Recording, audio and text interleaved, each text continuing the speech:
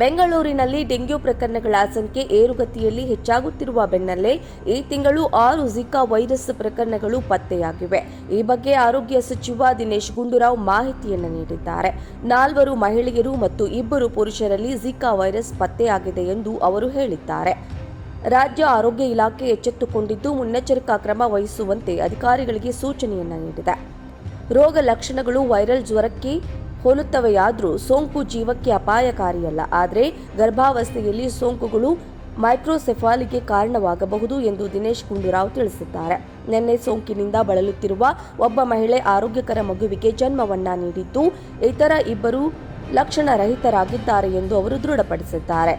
ಬೆಂಗಳೂರಿನಲ್ಲಿ ಜಿಕಾ ವೈರಸ್ನ ಕೊನೆಯ ಪ್ರಕರಣ ಆಗಸ್ಟ್ 14ರಂದು ಜಿಗಣಿಯಲ್ಲಿ ಪತ್ತೆಯಾಗಿತ್ತು. ಆನೇಕಲ್ನಲ್ಲಿ ಡೆಂಗ್ಯೂ ಟೆಸ್ಟ್ಗೆಂದು ಆಗಮಿಸಿದ್ದ 6 ಮಂದಿಯಲ್ಲಿ ಜಿಕಾ ವೈರಸ್ ಇರೋದು ದೃಢಪಟ್ಟಿತ್ತು.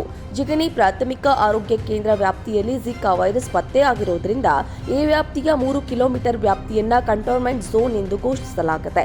ಸದ್ಯ ಬೆಂಗಳೂರಿನಲ್ಲಿ ಎಲ್ಲಾ ರೋಗ ನಿರ್ಣಯದ ಪ್ರಕರಣಗಳು 30 ವರ್ಷಕ್ಕಿಂತ ಮೇಲ್ಪಟ್ಟವರನ್ನ ಒಳಗೊಂಡಿವೆ.